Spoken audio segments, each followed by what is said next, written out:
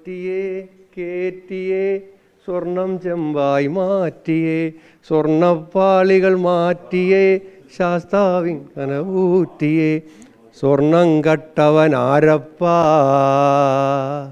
സഖാക്കളാണേ അയ്യപ്പ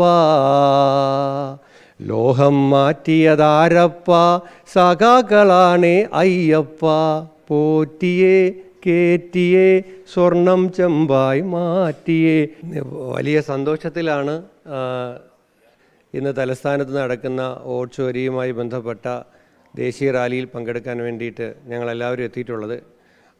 എല്ലാവർക്കും കേരളത്തിൽ ഈ അടുത്ത ഇലക്ഷന് ശേഷമുള്ള തുടർന്നുള്ള സ്ഥാനങ്ങളിലേക്കൊക്കെ ഉള്ള ചുമതലപ്പെട്ട ആളുകളെല്ലാം തീരുമാനിക്കേണ്ട സമയങ്ങളും ഒക്കെ ആണെങ്കിൽ പോലും ഇത് ഏറ്റവും രാജ്യത്തിൻ്റെ ജനാധിപത്യത്തെ സംബന്ധിച്ചിടത്തോളം ഏറ്റവും പ്രധാനപ്പെട്ട ഒരു റാലി ആയതുകൊണ്ട് ഞങ്ങളെല്ലാവരും പ്രധാന നേതാക്കന്മാർ ഇവിടെ എത്തിയതാണ്. എന്തായാലും നിറഞ്ഞ സന്തോഷമാണുള്ളത്. ഞങ്ങൾ ടീം UDFൻ്റെ വിജയമാണ്. UDFൻ്റെ എല്ലാ കക്ഷികളും നേതാക്കന്മാരും പ്രവർത്തകരും ആത്മാർത്ഥമായി കഴിഞ്ഞ ദിവസങ്ങളിൽ നടത്തിയ പ്രവർത്തനങ്ങൾ, ഗവൺമെൻറ്റിൻ്റെ ജനവിരുദ്ധത തുറന്നു കാണിക്കാൻ വേണ്ടി നടത്തിയ പ്രവർത്തനങ്ങൾ, ആ പ്രവർത്തനങ്ങളെല്ലാം ഫലം കണ്ടു എന്നുള്ളതാണ്. ഗവൺമെൻറ്റിൻ്റെ ഇപ്പോൾ അത് തൊഴിലില്ലായ്മ, വിലക്കയറ്റം, ആരോഗ്യ മേഖലയിലെ തകർച്ച തുടങ്ങി ശബരിമല കൊല്ല, ഏറ്റവും തെരഞ്ഞെടുപ്പിൻ്റെ 2 ദിവസം മുമ്പാണ് കൊല്ലത്ത് ദേശീയപാത തകർന്നു വീണത്. അതടക്കം ജനങ്ങളിലേക്ക് എത്തിക്കാൻ കഴിഞ്ഞു എന്നുള്ളത് ഈ തെരഞ്ഞെടുപ്പ് വിജയത്തിൻ്റെ ഒരു കാരണമാണ്. വിജയത്തിന് ശേഷമുള്ള LDFലെ ചില നേതാക്കന്മാരുടെ പ്രതികരണങ്ങൾ അവരുടെ യഥാർത്ഥ മനോഭാവത്തെ ഒന്നുകൂടി തുറന്നു കാട്ടി. ഉദാഹരണത്തിന് ശ്രീ MM മണി പറഞ്ഞ പെൻഷൻ ഒക്കെ നന്നായി വാങ്ങി ചാപ്പാട് കഴിച്ച് എന്നിട്ട് തിരിച്ചു ചെയ്തു എന്നാണ് പറയുന്നത്. ഇവരുടെ മനോഭാവം എന്താണ്? ഈ പെൻഷൻ കാശ് ജനങ്ങളുടെ നികുതി പണമാണ്. ജനങ്ങളുടെ നികുതി പണത്തിൽ നിന്നും അവരുടെ അവകാശമായിട്ട് കൊടുക്കുന്ന ഒരു പെൻഷൻ അത് വാങ്ങി നിങ്ങളെല്ലാവരും ഞങ്ങൾക്ക് വോട്ട് ചെയ്യണം എന്ന ഒരു മനോഭാവത്തെ ഇവർ കൊണ്ടു നടന്നിരുന്നു എന്നുള്ളതാണ്. അതിലിപ്പോൾ MM മണി ഒരു അക്കാര്യത്തിൽ സത്യസന്ധനായതുകൊണ്ട് ഉള്ളത് പറഞ്ഞു എന്നുള്ളതേ ഉള്ളൂ. മറ്റു നേതാക്കന്മാരുടെ എല്ലാം ഉള്ളിലിരിപ്പ് ഇതാണ്, അതവർ പുറന്നു പറഞ്ഞില്ല. പക്ഷേ മണി ഈ ഇങ്ങനെയെല്ലാം വെട്ടി തുറന്നു പറയുന്ന ആളായതുകൊണ്ട് അദ്ദേഹം ഉള്ളത് തുറന്നു പറഞ്ഞു എന്നുള്ളതാണ്. യഥാർത്ഥത്തിൽ കേരളത്തിൽ സാമൂഹ്യ പെൻഷൻ വാങ്ങുന്നതിന് മറ്റ് സംസ്ഥാനങ്ങളിലോ അല്ലെങ്കിൽ കേരളത്തിലെ മുൻപുള്ള UDF ഗവൺമെൻറ്റോ ഏർപ്പെടുത്താത്ത പോലെ 2 രൂപ അധിക സെസ് ഏർപ്പെടുത്തിയ ഒരു ഗവൺമെൻറ്റാണ് കേരളത്തിലെ. സാമൂഹ്യക്ഷേമ പെൻഷന് വേണ്ടിയിട്ട് 2 രൂപ അധിക സെസ് ഉണ്ട്. ആ 2 രൂപ അധിക സെസ്സും നികുതിയും എല്ലാം ചേർത്തുള്ള ജനങ്ങൾ അങ്ങോട്ട് കൊടുക്കുന്നതിൻ്റെ ഒരു വിഹിതമാണ് പെൻഷനായി ജനങ്ങൾക്ക് ഇങ്ങോട്ട് കൊടുക്കുന്നത്. അപ്പോൾ അതിനിടയിൽ കറണ്ട് ചാർജ് വർദ്ധിപ്പിച്ചു, വെള്ളക്കരം വർദ്ധിപ്പിച്ചു, ഭൂനികുതി കൂട്ടി, കെട്ടിട നികുതി കൂട്ടി, പെർമിറ്റ് ഫീസ് കൂട്ടി, രജിസ്ട്രേഷൻ ഫീസ് കൂട്ടി, ഇങ്ങനെ എല്ലാം കൂട്ടി.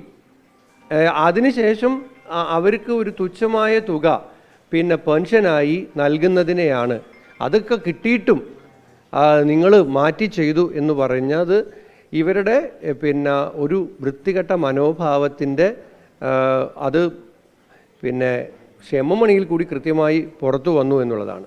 പിന്നെ ഗവൺമെൻറ് സംവിധാനങ്ങളെല്ലാം ഉപയോഗിച്ചു, പണം വാരി ഒഴുക്കി.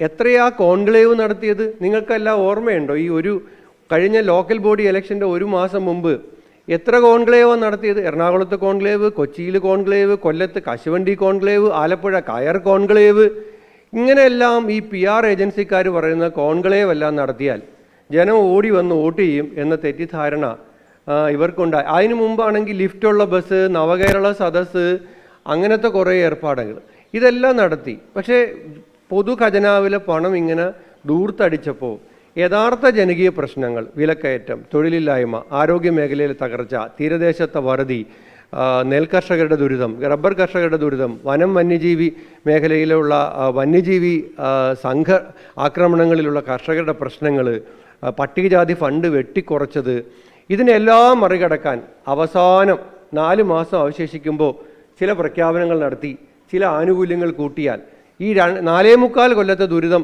ആളുകൾ മറക്കും എന്ന ഒരു തെറ്റിദ്ധാരണയ്ക്ക് കൂടി ഇതാണ്. ഞങ്ങളെ സംബന്ധിച്ചിടത്തോളം ഞങ്ങൾക്ക് പണമൊന്നും ഉണ്ടായിരുന്നില്ല. കേന്ദ്രത്തിൽ അധികാരമില്ല, കേരളത്തിൽ അധികാരമില്ല, ഞങ്ങളെ സഹായിക്കാൻ കോർപ്പറേറ്റുകളില്ല. ഞാൻ ആലോചിക്കുകയായിരുന്നു ഇപ്പം അപ്പോൾ നമ്മൾ ഇപ്പോൾ ഈ ശബരിമല കൊള്ളയായിട്ട് ബന്ധപ്പെട്ട് പോലും ഒരു പാട്ട് ഈ തെരഞ്ഞെടുപ്പിൽ ഭയങ്കര ഹിറ്റായി. എനിക്കിതൊക്കെ ഇഷ്ടമുള്ള ഒരാളായിട്ട് പോലും അത് എഴുതിയ ആളെയോ അത് സംഗീതം ചെയ്ത ആളെയോ അത് പാടിയ ആളെയോ ഒന്നും ഇതുവരെ അറിയത്തില്ല. പക്ഷേ ആ പാട്ടിന് പോലും ഇപ്പോൾ നിങ്ങൾ കേട്ടിട്ടുണ്ടാവും, പോറ്റിയേ കേറ്റിയേ സ്വർണം ചെമ്പായി മാറ്റിയേ സ്വർണ്ണപ്പാളികൾ മാറ്റിയേ ശാസ്താവിൻ കനവൂറ്റിയേ സ്വർണം കട്ടവൻ ആരപ്പ സഖാക്കളാണേ അയ്യപ്പ ലോഹം മാറ്റിയതാരപ്പ സഖാക്കളാണേ അയ്യപ്പ പോറ്റിയേ കേറ്റിയേ സ്വർണം ചെമ്പായി മാറ്റിയേ. യഥാർത്ഥത്തിൽ ഞങ്ങൾ അറിയത്തില്ല, ഇത് എഴുതിയ ആളെ അറിയില്ല, സംഗീതം ചെയ്ത ആളെ അറിയില്ല, പാടിയ ആളെ അറിയില്ല, പിന്നെ സോഷ്യൽ മീഡിയയിലൊക്കെ ചില ആളുകളെ കണ്ട്.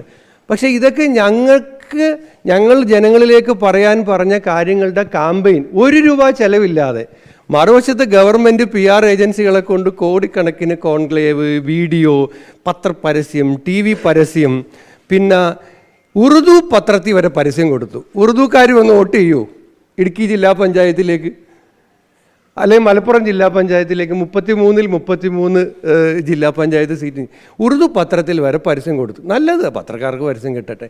അപ്പോൾ ഇത് കോടികൾ അവിടെ മുഴക്കുമ്പോൾ ഞങ്ങൾക്ക്, ഞാൻ പറഞ്ഞില്ലേ, ഞങ്ങൾ പോലും അറിയാത്ത ആളുകൾ ഞങ്ങൾ മുന്നോട്ട് വയ്ക്കുന്ന വിഷയത്തെ ജനങ്ങളിലേക്ക് എത്തിക്കാൻ വേണ്ടിയിട്ടുള്ള കാമ്പയിൻ മെറ്റീരിയൽസായിട്ട് അവർ വരികയാണ്. അതൊക്കെ നമുക്ക് ഉപയോഗമാവുകയാണ്, മീഡിയയിലാണെങ്കിലും സോഷ്യൽ മീഡിയയിലാണെങ്കിലും ഉപയോഗമാവുകയാണ്.